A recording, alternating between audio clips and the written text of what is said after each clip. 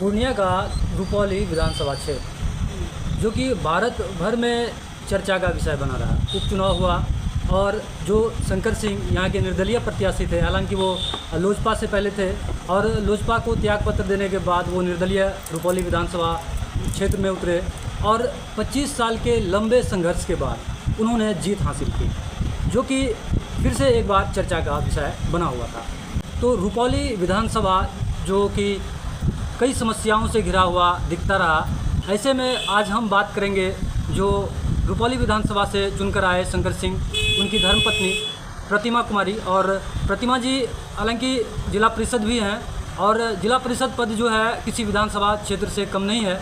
इनके जो कार्य क्षेत्र है उनमें जो समस्याएं हैं, हम उन तमाम समस्याओं पे भी चर्चा करेंगे और उनके समाधान के लिए इनके पास क्या रणनीति है, हम उस पर भी चर्चा करेंगे। आइए, ये इस जीत को आप किस तरह से देखते हैं?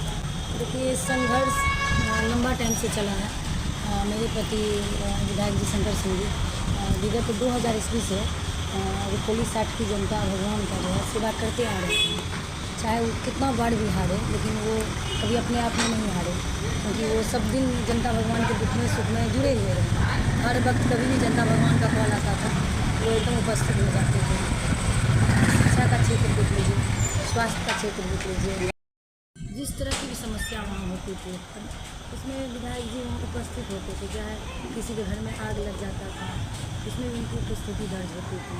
तो यही है कि सेवा जो करते रहे 2000 ईस्वी से, उसी सेवा का फल जो है ये 2024 उपचुनाव में उनको जनता भगवान ने आशीर्वाद देने का काम किया। लगभग इतने लंबे समय से क्षेत्र में तो रहे हैं आप लोग, तो जो मूलभूत समस्याएं हैं जिस पे पहले आप काम नहीं कर पा रहे थे, अब पद आने के बाद क्या लगता है किस तरह की समस्याएं हैं और कैसे उसका निदान किया जाएगा? बिल्कुल किया जाएगा। अब माननीय वहाँ के विधायक हो चुके हैं शंकर सिंह जी, मेरे पति, तो वहाँ की जो भी समस्या है, तो जैसे कि अभी कई सारे क्षेत्र में जो है बाढ़ से प्रभावित है, वहाँ बच्चे लोग बहुत जो है वहाँ पे डूब गए हैं। कई जगह 4-5 जगह कहीं को फांसी लगा लिए हैं, कहीं बिजली के करंट से मर गए हैं। तो मेरे पति पटना में है, उनका सत्र चल रहा है, 22 तारीख को उनका शपथ ग्रहण हुआ था। तो मैं अभी अपने क्षेत्र में हूँ, तो इस तरह की समस्या में मैं जा रही हूँ और प्रखंड स्तर पर मैं सीएम मैडम से भी कॉल करके बात की, प्रखंड विकास पदाधिकारी विजय सर से बात की कि जो भी इनको सरकारी आपदा का लाभ है उनको अभिलंब दिलवाया जाए, और बोला भी गया है कि 1 सप्ताह के अंदर उनको मिलेगा। तो उसके बाद जो डेट किए थे, तो विधायक जी ने कॉल करके डीएम सर से बात किए थे, तो रात के 11:30 पौने 12 में 2 आदमी का पोस्टमार्टम भी हुआ था।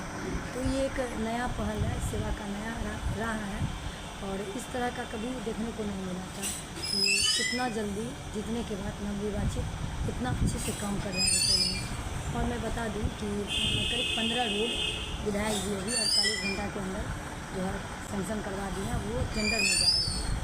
तो एक रुपौली जनता भगवान के लिए एक अच्छी पहल है, और एक ऐसे युवा नेता जीते हैं जो सोशल सामाजिक रूप में 24 साल से जुड़े हुए हैं।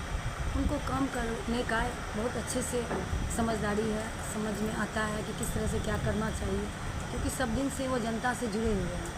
हर एक समस्या को उनसे रूबरू होना पड़ा है, तो उनके लिए बहुत कुछ नया नहीं है, सब पुराना ही है, और वो बन चुके हैं। तो हर तरह से वो मजबूती से अपना बात को रखेंगे, काम करेंगे। विधानसभा में भी सदन में वो चल रहा है, उसमें भी उनका भूमिका अच्छा रहेगा। और माननीय मुख्यमंत्री जी से हम लोग जा कर के मिले कि हमारा जो रुपौली में विकास हुआ है और जो बचा हुआ विकास है, उसके लिए हम लोग को आशीर्वाद दे, हम लोग को सहयोग करें कि कैसे काम हो। तो उनका आश्वासन भी अच्छा मिला, काफ़ी टाइम दिए, बात भी किए। इस पे हम आने वाले थे मैम, चूँकि लोजपा से इस्तीफा देने के बाद फिर निर्दलीय प्रत्याशी के तौर पे जीत हासिल किए, और जब जीतने के बाद फिर मुख्यमंत्री, हालांकि वो मुख्यमंत्री हैं तो उनसे मिलना लाजिम था, और समर्थन देने की बात को लेकर के लोगों में चर्चाएं हैं कि क्या जेडीयू में शामिल होंगे या बाहर से समर्थन देंगे। हम लोग विकास को समर्थन दे रहे हैं, क्योंकि हमारा रुपौली विधानसभा में बहुत ऐसी समस्या है जो विकास से वंचित है। तो हम लोग माननीय मुख्यमंत्री जी को विकास के लिए समर्थन दे रहे हैं, क्योंकि हमारा रुपौली में विकास हो। और बिहार के मुख्यमंत्री हैं, वो सबके हैं, आपके भी हैं, हमारे भी हैं। तो हम मुख्यमंत्री जी से विकास के लिए मिले और अच्छा आश्वासन मिला, और हम आगे काम अच्छा करेंगे।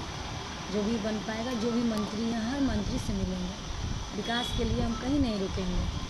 जहाँ तक रहा पार्टी का, 2025 में चुनाव होगा, पार्टी तय करेगी किनको टिकट देना है।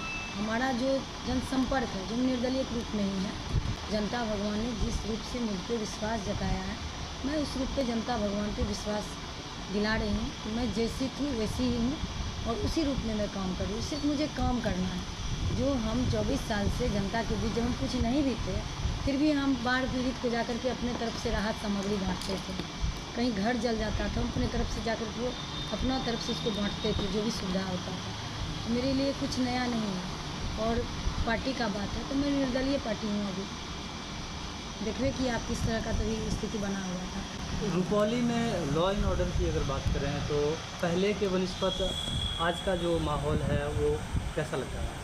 अभी ठीक है, ठीक है। पहले की व्यवस्था तक बहुत सुधार है। 2005 के बाद हुआ है सुधार, उससे पहले का तो व्यवस्था उतनी अच्छा नहीं था। अब तो हर चीज़ में परिवर्तन हो रहा है, विकास भी हुआ।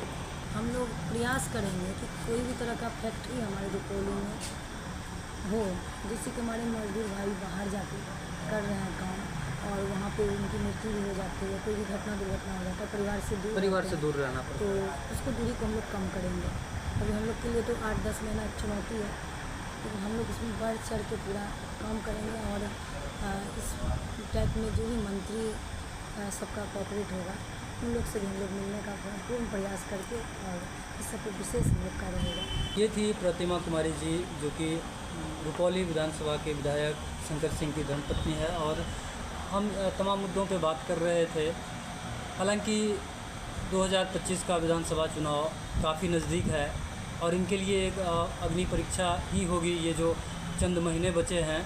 और ये कार्यकाल पूरा होते ही फिर से इन्हें चुनाव मैदान में उतरना होगा और अपने आप को साबित करना होगा। आप बने रहिए सीमांचल अपडेट्स के साथ। नमस्कार।